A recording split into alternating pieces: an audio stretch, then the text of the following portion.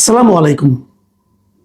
প্রিয় দর্শক, বিএনপি সরকার দায়িত্ব নিয়েছে, এখনো কিন্তু খুব এক মাসও হয়নি, 20 দিনও হয়নি, কিন্তু এরই মধ্যে নানা আলোচনা এবং এদের নানা কর্মকাণ্ড দেখে অনেকে বলতে শুরু করেছেন যে সকালটা কেমন যাচ্ছে সেটা দেখতে হবে। সকালের আমরা অনেক কিছু দেখেছি পর্যন্ত, কিছু কিছু আচরণ আমাদের ভালো লাগেনি, আমরা বলেছি, অনেকেই বলেছে। আবার কিছু কিছু আচরণ কারো ভালো লেগেছে, কারো ভালো লাগেনি, আবার কিছু আচরণ সবারই ভালো লেগেছে। আজকে আমি কয়েকটা পয়েন্ট নিয়ে কথা বলবো যে আসলে সরকার নমুনাটা আমরা কেমন দেখছি। আমি তারেক রহমানকে দেখে সত্যি কথা বলতে গিয়ে আমি স্বীকার করতে চাই এবং আমি স্বীকার করবো যে তারেক রহমানের কর্মকাণ্ড কিন্তু আমার পছন্দ হচ্ছে। মানে উনি নিজে যা করছেন একটার সঙ্গে একটা তুলনা করে আমার মনে হচ্ছে যে না, বোধ করি দেশে একজন যোগ্য লোকের হাতে পড়েছে। কিন্তু তার টিম নিয়ে আমার একটু আনহ্যাপিনেস আছে। তার টিম যা করছে সেটা বুঝতে পারছি না। তারেক রহমানের আগের যে ঘটনাগুলো, কয়েকটা ঘটনা আমরা দেখেছি যে উনি সরকারি গাড়ি নিচ্ছেন না, তেল এবং ড্রাইভারের খরচ উনি বহন করছেন, এগুলো খুবই ইতিবাচক। আবার ওখানে দুঃখ ছিল আমার যে ওনার মতো এরকম একটা ইতিবাচক সিদ্ধান্ত উনি নিলেন, সেটা ওনার মন্ত্রিসভার খুব বেশি লোক কিন্তু এটা ফলো করলো না। এটা আমার জন্য একটু বেদনা দিয়েছে আর কি। যা হোক, আমি একটু হতাশা হয়েছি এই কারণে যে উনি যা করতে চাচ্ছেন তাকে উনি করতে পারবেন কিনা বুঝতে পারছি না। উনি দুর্নীতির বিরুদ্ধে যেরকম একদম কঠোর একটা ব্যবস্থা নিয়েছিলেন যে দুর্নীতির গলা টিপে ধরবেন, এবং আমি নিজেও মনে করি এদেশের উন্নয়নের পথে যতগুলি বাধা আছে তার মধ্যে সবচেয়ে বড় বাধা হচ্ছে দুর্নীতি। কিন্তু সেই দুর্নীতির ব্যাপারে ওনার যারা মন্ত্রী আছেন তারা কি ওনার সঙ্গে ওনার যে মনোভাব সেই মনোভাবকে ফলো করতে পারছেন? এটা নিয়েও কিন্তু আমার একটু দ্বিধা আছে। আজকে দেখলাম টিআইবি মানে ট্রান্সপারেন্সি ইন্টারন্যাশনাল বাংলাদেশ, তারা একটা প্রেস কনফারেন্স করেছে এবং সেই প্রেস কনফারেন্সে তারা কিন্তু এই কথাটা উল্লেখ করেছে এবং তারা বলেছে যে সরকার যে দুর্নীতির বিরুদ্ধে কঠোর বার্তা দিতে চাচ্ছে তার সঙ্গে বাংলাদেশ ব্যাংকে তারা যে গভর্নর নিয়োগ করেছে সেটা সাংঘর্ষিক, সেটা সামঞ্জস্যপূর্ণ নয়। এবং তারা বলছে দুর্নীতির বিরুদ্ধে খালি মুখে বললেই হবে না, সেটা দলীয় পর্যায়ে কঠোর বার্তা দিতে হবে, না হলে এটা হবে না। এবং টিআইবির যিনি নির্বাহী পরিচালক ডক্টর ইফতেখারুজ্জামান, উনি কি বলেছেন আমি আপনাদের একটু পড়ে শোনাই।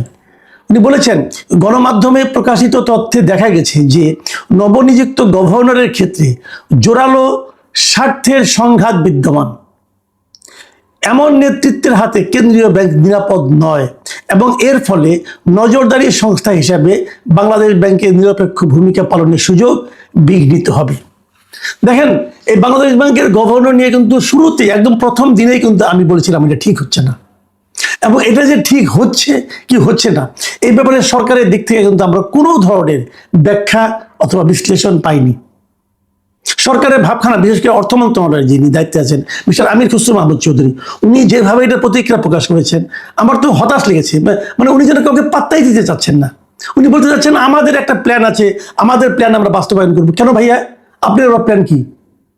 জনগণের প্ল্যানের বাইরে আপনার প্ল্যান থাকবে কেন? এরকম প্ল্যান তো আওয়ামী লীগের আমলে ছিল, লুটপাটের প্ল্যান। আপনি কি সেই প্ল্যান ধারাবাহিকতা চাচ্ছেন? আপনার বাড়ি চট্টগ্রাম, চট্টগ্রামেরই একজন তো বাংলাদেশে লুটপাটের ইতিহাসে একটা ইতিহাস রচনা করেছেন, মিস্টার এস আলম। যোগাযোগ হয়ে গেছে নাকি ভাই?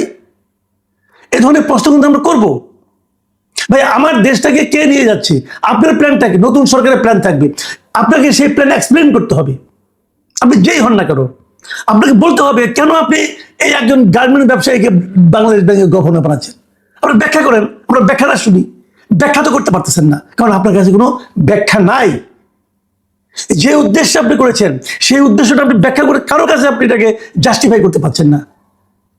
এটা তো হবে না। আপনি যেই হন, অর্থমন্ত্রী হন, যেই হন, আমরা তো আপনাকে প্রশ্ন।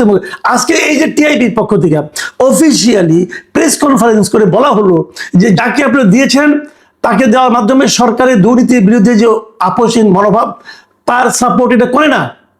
এই যে কথাটা বললো, শুনতে ভালো লাগছে। আমি যদি বিএনপির সমর্থক হই, ধরেন আমি বিএনপিকে ভোট দিয়েছি, ধরেন আমি বিএনপির সাফল্য চাই, তো টিআইবির এই বক্তব্য শুনতে কি আমার ভালো লাগবে? আমার তো ভালো লাগবে না। আপনার লাগতে পারে, কারণ আপনার অন্য কোনো ল্যাপটপ থাকতে পারে, কিন্তু আমার তো ভাই একজন নাগরিক হিসেবে ভালো লাগে নাই। আমরা তো 15 দিনের মাথায় এসে নিয়ে এই ধরনের বিতর্কিত কর্মকাণ্ড হোক, এটা তো আমরা চাইবো না। আমি বিএনপির যারা শীর্ষ নেতৃবৃন্দ আছেন তাদের কাছে বলবো, ভাই এমন কিছু প্লিজ করবেন না যে জিনিসটা আপনারা ব্যাখ্যা করতে পারবেন না। আর যদি এটা নিয়ে প্রশ্ন ওঠে, আপনাদের দায়িত্ব হবে সেটা আপনারা কেন করছেন সেই জিনিসটা জনগণের সামনে এক্সপ্লেইন করা। আপনি ব্যাখ্যা করে প্রমাণ করেন যে আপনারা ভালো কাজ করেছেন। এই যে এত প্রশ্ন উঠছে, আপনারা কি মনে করছেন প্রশ্ন উত্তর দিবেন না আর আপনার হয়ে যাবে? এত স্বরাষ্ট্র আপনি পান নাই, ভোটে পাশ করেছেন, 2/3 আসন পেয়েছেন, তার মানে এই না আপনাদের কোনো কথা নিয়ে আমরা প্রশ্ন করতে পারবো না। আপনাদের যে শীর্ষ নেতা তার দিকে খেয়াল করেন, দেখেন ওই ভদ্রলোক কি করতেছে, তাকানোর দিকে। নিজেরা তো একটা গাড়ির মা ছাড়তে পারেন নাই, বড় বড় কথা বলেন, এটা চলবে না। দেখেন, আমি এই টিআইবির যিনি নির্বাহী পরিচালক আছেন ডক্টর ইফতেখারুজ্জামান, তার আরেকটা বক্তব্য আমি আপনাদেরকে আরেকটা কোট আপ করছি আপনাকে। তিনি বলেছেন, তিনি আশঙ্কা প্রকাশ করে বলেছেন যে এই ধরনের নিয়োগের মাধ্যমে বিতর্কিত ব্যবসায়ী গোষ্ঠী বা অর্থ পাচারকারী শীর্ষ ব্যক্তিরা পুনরায় কর্তৃত্ব ফিরে পাওয়ার সুযোগ পেতে পারে, যা রাষ্ট্রের জন্য কোনোভাবে কল্যাণকর হবে না। এই কথার কি জবাব দিবেন? আমি জনাব তারেক রহমানকে অনুরোধ করব, এই বিষয়ে আপনি হস্তক্ষেপ করুন, জরুরি ভিত্তিতে করুন, পরে কিন্তু আর সময় থাকবে না। আমি আরেকটা ঘটনা বলবো আজকে, সেটাও একটা প্রেস কনফারেন্সের বক্তব্য। সেই বক্তব্য দিয়েছেন প্রধান বিরোধী দল জামায়াতে ইসলামী। জামায়াতে ইসলামী বলেছেন যে ইলেকশনের যে ইঞ্জিনিয়ারিং হয়েছে, এটা উনি দুটো ঘটনার কথা বলেছেন এবং বলেছেন এই দুইজন উপদেষ্টাকে, সাবেক দুজন উপদেষ্টাকে জিজ্ঞাসাবাদ করতে হবে। এই দুই উপদেষ্টা কে কে? একজন সৈয়দ রিজওয়ানা হাসান, একজন হলো খলিলুর রহমান। খলিলুর রহমানকে যেদিন নিয়োগ দেওয়া হয় সেদিন বলেছিলাম এটা আপনারা করে ঠিক করলেন না।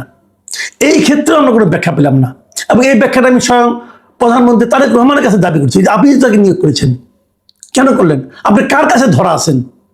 আমরা কিন্তু এমন প্রধানমন্ত্রী চাই না যেই নাকি নিজের ইচ্ছায় কাজ করতে পারবেন না, যেই নাকি অন্য কারো কাছে ধরা থাকবেন, মানে কারো কাছে তার কোনো এক ধরনের জবাবদিহিতার ব্যাপার থাকবে, এটা কিন্তু আমরা চাই না ভাই। হোয়াই খলিলুর রহমান? এখন এটা কি হয়েছে, যে আশঙ্কাটা আমি তখন করেছিলাম সে আশঙ্কাটা আজকে জামাত উচ্চারণ করছে। জামাত বলছে যে ওই ইলেকশন, ওই তত্ত্বাবধায়ক সরকার যে নিরপেক্ষ ছিল না, তারা এই অভিযোগ করছে দুটো ঘটনা দিয়ে। একটা খলিলুর রহমানকে এখানে পররাষ্ট্রমন্ত্রী বানানো, আর দ্বিতীয়টা তারা বলছে যে সৈয়দ রিজওয়ানা হাসান, উনি আজকে ওনার ইন্টারভিউ প্রচারিত হয়েছিল, সেই ইন্টারভিউ উনি যে কথাগুলি বলেছেন সেই কথার প্রেক্ষিতে উনি এই জামাতের যে নায়েবে আমির আছেন তাহের সাহেব, উনি একটা মন্তব্য করেছেন এবং উনি বলেছেন যে উনি নিজেই স্বীকার করেছেন যে ওনারা জামাতকে আসতে দেননি। এবং উনি কি বলেছেন, সৈয়দ রিজওয়ানা হাসান, মানে তার ভাষায় আর কি, উনি যেটা বলছেন আর কি, মানে রিজওয়ানা হাসান যে কথা বলছেন যে নারীদের উপযুক্ত অধিকারকে নিশ্চিত করতে পারেনি, তারা বিরোধী দলে থাকলেও আমরা কিন্তু তাদের মূল ধারায় বা প্রধান শক্তি হিসেবে আসতে দেইনি। তার মানে উনি আসতে দেননি।